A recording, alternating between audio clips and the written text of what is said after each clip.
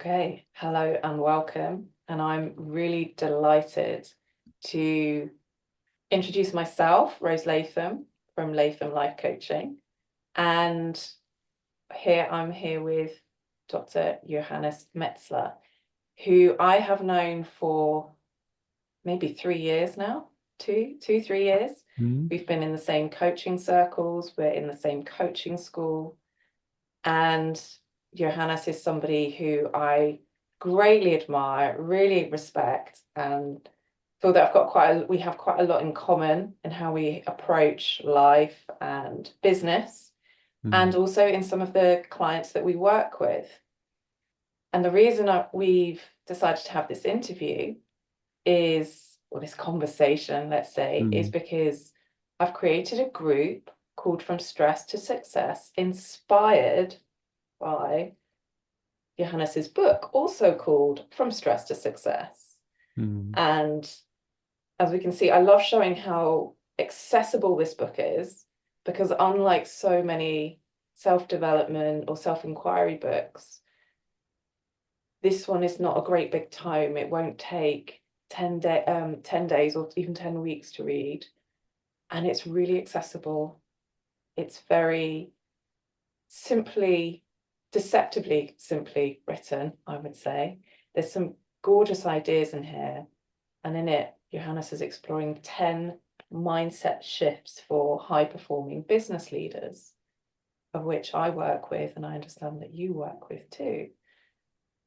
So I really feel this could be a really valuable conversation for people who are interested in the mindset shifts that you explore, and also people who may be experiencing stress or have people in their lives that are experiencing stress. And yeah, I'm looking forward to hearing a little bit more about what led you to writing the book. So welcome, Johannes. Thank you for your time today. Thank you for having me, Rose. It's always a pleasure to meet you, to speak with you. And I'm really appreciative of you picking up the book and what you're seeing in the book because it aligns so well with what it was written for. Like, what's the intention of the book? Because um, I, a couple of years ago, my life was really transformed in a very dramatic and a very beautiful way by coming across a new understanding of how life works, how the mind works, um, who we truly are, and what's in the way of our like thriving, basically. And that led me from being a business leader myself onto becoming a leadership coach and an executive coach. And this understanding, including some of the mind shifts that are in there, is like it was so powerful that I'm constantly looking for ways to share them and to make them accessible, especially for the kind of people that we're working with who are often, very busy, full schedules. They're not necessarily heavily into self-development, and they're usually looking for something very kind of like bite-sized and very practical. And this is basically my way of taking something that has really made such a big difference to my life, giving me more happiness, more satisfaction, more lightness, as well as higher performance and effectiveness, and making that, like putting that into a very accessible format, which I love to share, and I love other people to see the depth um, in the concise format. Mm, that's great, actually, and it really answers the question that I've been asked by others. Actually, is what led you to creating this book, in putting together your ideas, and maybe you could speak a little bit more to that. Like, Mhm. why why like this, and why now? Why did you put your ideas together like this, Mhm. in this moment? What was a little bit more about the rationale behind that? Mhm. I mean, what I just personally love books, and I've long been inspired by the idea of writing a book myself.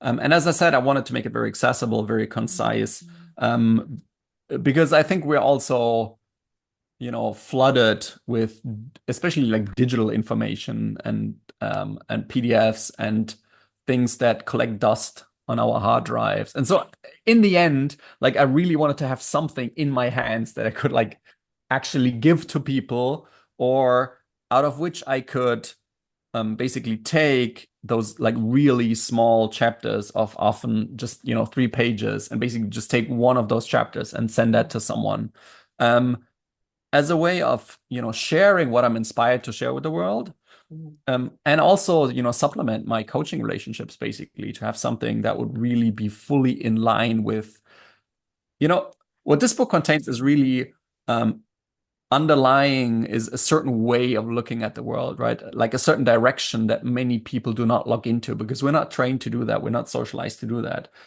Some of these like ideas or mind shifts are really quite radical if you look at them, Okay. in contrast to how many people live life. And I really wanted to have something that I can share that is, fully in line and deepens the experience and supports the looking into that direction that society, you could say, doesn't usually lead us to look in. I really like the way you express that. That's very clear. And I wonder for you, which, there's ten shifts in here. Now we could go through each one, but I'm really curious for you, which of the mindset shifts that you describe Mm, has has made the biggest impact on your life?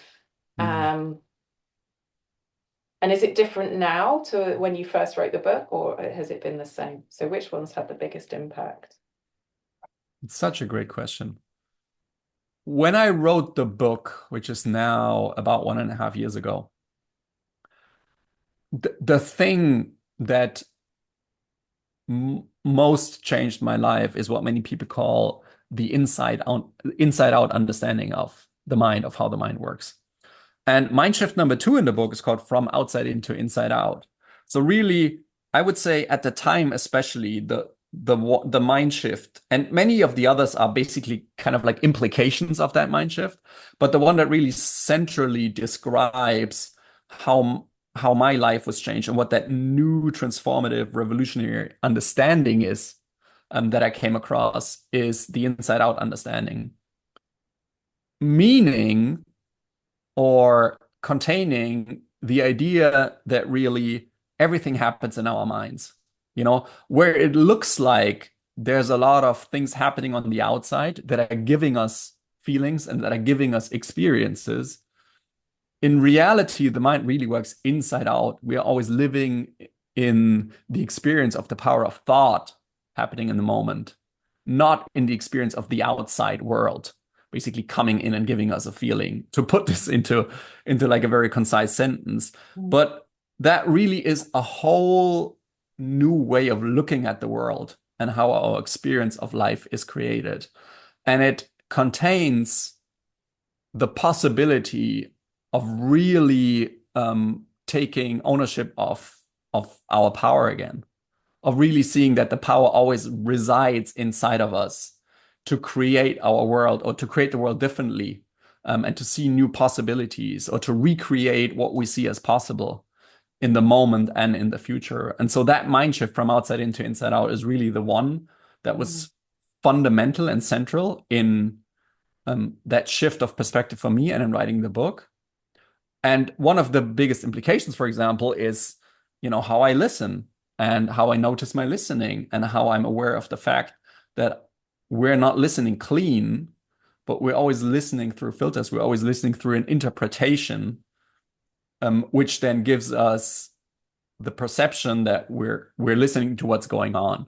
So there's, for example, a mind shift that is called From Fake Listening to Deep Listening, and taking on the inside out perspective or the inside out understanding of life gave me a whole new way of listening. That is then, another chapter in the book. So that was like the central idea from 1.5 years ago. And now looking through the chapters, there's one mind shift that is called From Doing to Being. And I Mm. would say that is probably the one that has the most impact on me right now, because the whole topic of being and the possibility of creating our being, and shifting who we are in the world as kind of like the source or the biggest leverage towards everything that we're creating in the world. I did not see it as deeply back then as I'm seeing it right now. So I'm kind of like glad it's in there because the words would probably be very similar that I would be using right now to write about the power of being. And I'm seeing it so much deeper right now. So that's probably the one that I would, highlight the most right now. That's really really interesting to hear, actually. And it makes me wonder how your clients receive it. Mm. Um, because as a coach, I read your book with a particular, I had a frame of reference. I had some, I was like, my listening was, oh, great, I'm hearing Johannes express this, and I've got my own ideas around this, or I've, experienced something like this before, and so on. And I'm curious for your clients, for executive leaders that you're talking to, business owners, and clients that aren't necessarily in the coaching world, how do they receive? I mean, let's just take that example that you shared, the inside out understanding. Mm. How do they receive it, and what kind of questions come up for them? Mm. Because, like you say, it could be quite a challenging. You're Yeah. challenging a viewpoint, a stand, or an approach that people have had and have just accepted as this is the way it is for quite a long time. Yeah. You're absolutely right. And I think what fascinates me the most is how differently the book is experienced by everyone. Obviously, because the mind works inside out. So the same book is experienced differently by everyone who reads it, Yeah. which is just one of the implications itself, now that I think about it. Um, People see it, at very different levels of depth.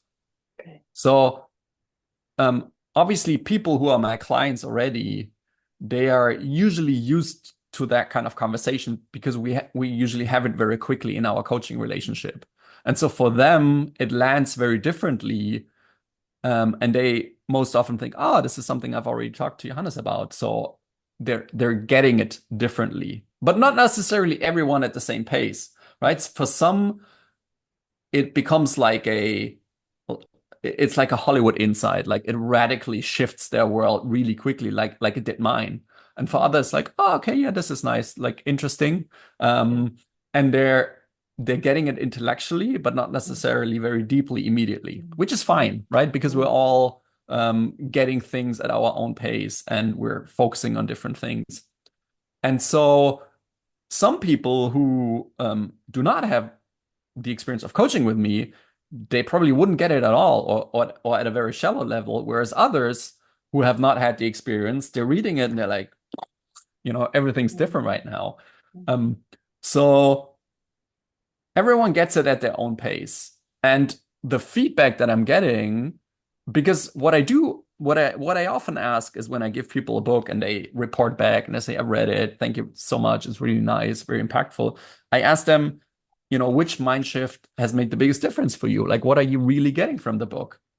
And probably by now, every single mind shift or chapter has been named as the one that made the biggest impact on them. Okay. Which is brilliant because basically it's a almost like a toolkit of 10 ideas or 10 mind shifts, and everyone can kind of like pick and choose the one that makes the most sense for them right now in the moment, and then they would start using it.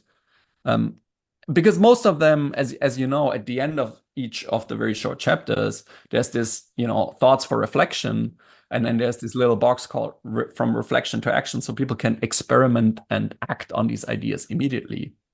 So that's a good feedback that I'm getting, that people can not only read it, but then they're given almost like a task to do.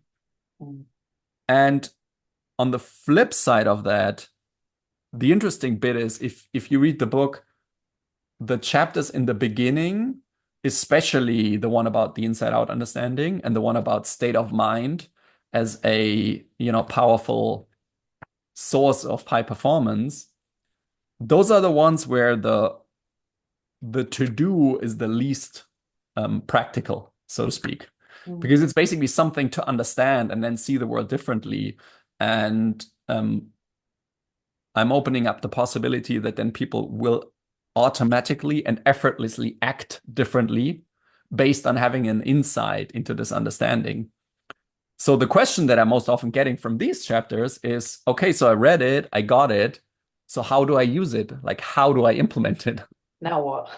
Now what? What do I do with this? Yeah. Um, and with these ones, it's least concrete. It's really, uh, and we've talked about this. I think the beauty of those things is that they are mainly subtractive.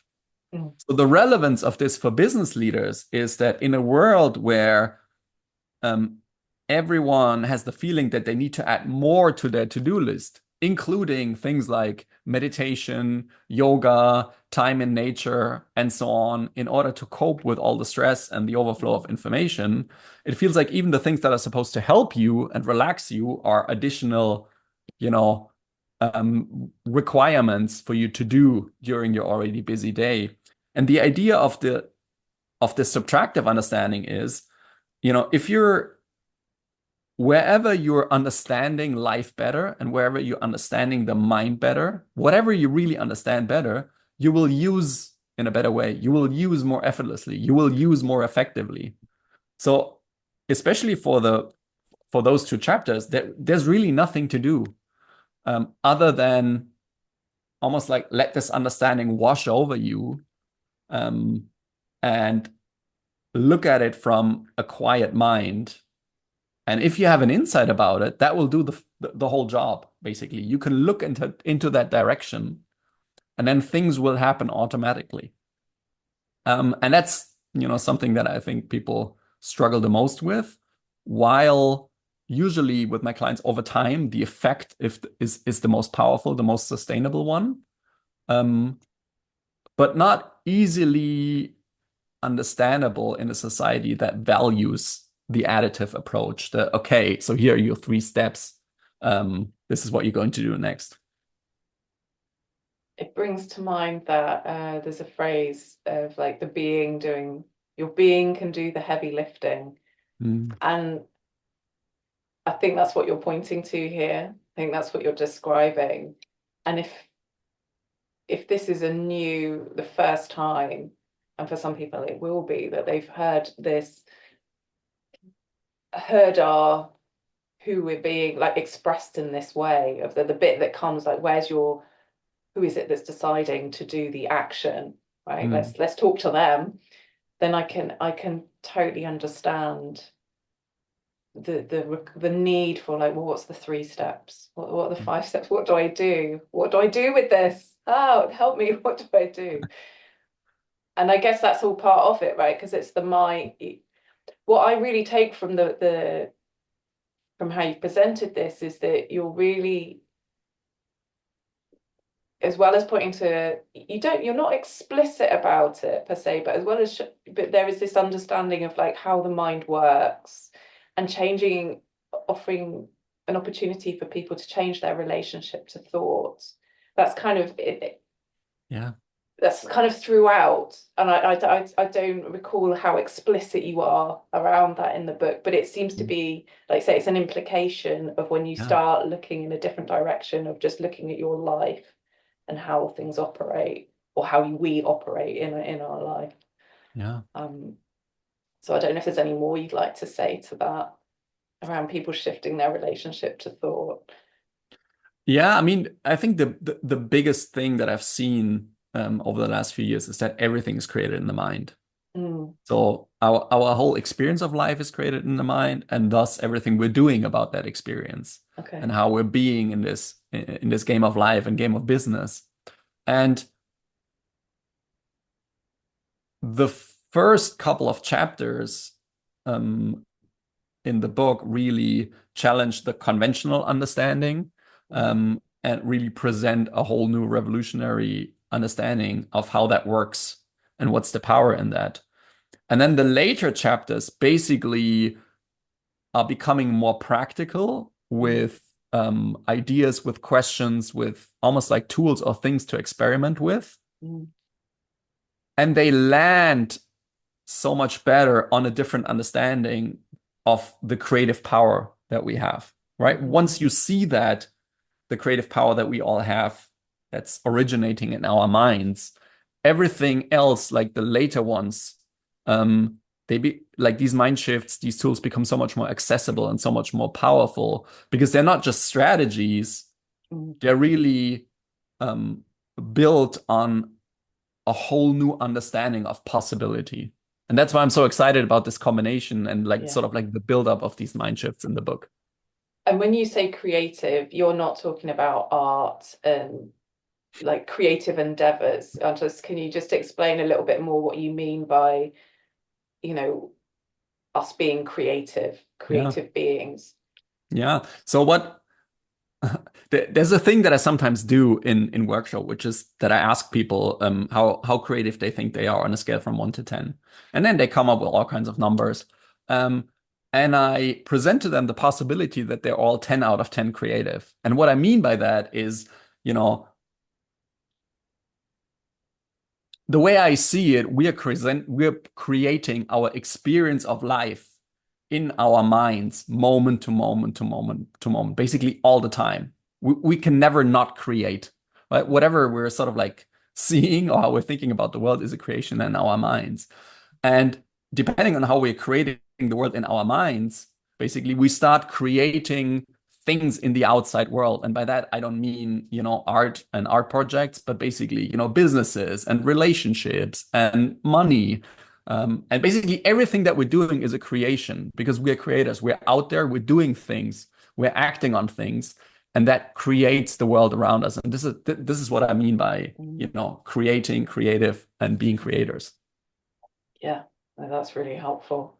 I think because in business like that, I think there's classic, well, in fact, in life, there's classically this idea of like we're a participant in relationships, but be it a business relationship, be it securing a client, whatever it is, but we don't always see ourselves as having the agency of our role in the creation of it. And I think you've Mm. explained that really, really well. And that definitely, again, it's one of the implicit understandings of the implications that kind of run throughout this book. Yeah. Um, and I finally, I just one final question that I'd really like to know. It just occurs to me now is there anything that you didn't include in here? Like, is there any like what would mind shift number 11 be? And I appreciate you haven't prepared Hmm. this, but I wouldn't. Is there anything that you would add now if you were to write it now, or do a second This iteration is of it? such a great question.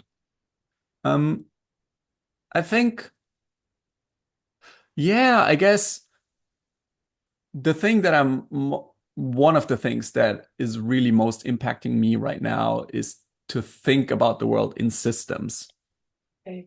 So, maybe mind shift number 11 would be something like from psychology to systems or something Mm. like that. And it would contain the idea that we can really think about everything in life as a system. And whenever something doesn't work, um, we can make ourselves wrong about it, and we can think this is the symptom of some kind of like character fault or inability to do certain things. Or we can look at the systems that we have in place in order to create the result that we're having, because we're always creating the perfect result given the systems that we're having. And this mind shift of looking at the systems that we're running in every aspect of our life um, can make a tremendous difference in just, tweaking the system and then um, getting very simple results without getting lost in ideas of why am I like this and what's wrong with me. Mm. Brilliant answer. Brilliant. I really very inspired. And I also hear as well in that taking the emotional sting out of it so it becomes Mm. information, and which is so helpful. And again, that's something that runs throughout the simplicity with which you present your ideas in your book is there's just removing the personal, it's about me. Mm. Like you said, what have I done wrong here, or what do I need to do to fix this, which is a classic shouldering all the responsibility that can occur in business leaders. And it's really taking this bird's eye view of what's going on systematically and how can we change that, and just making it a lot more impersonal, and therefore being more effective, right, for everyone. Brilliant. Well, I'm going to wrap us up here. Unless there is anything else you'd love to share. Oh, one really useful thing is, where could people connect with you to find out more about you, or to discuss about your book, or to hear more about your work? Where's the best place for people to reach you? Well, the place on social media where I'm most active is LinkedIn.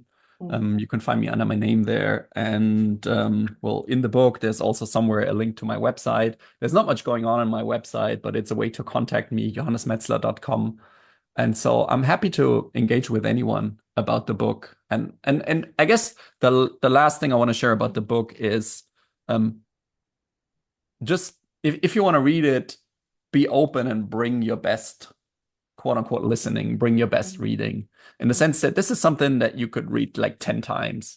And every time you would discover something different in the book, or even in the different mind shifts, like a new depth or like a new level of seeing it. And I invite you to explore that and experiment with that. Amazing. Thank you very much. That's wonderful. What an endorsement, and beautifully articulated throughout. So very, very clear. Thanks so much for your time. Thanks so much, Rose. Lovely speaking with you.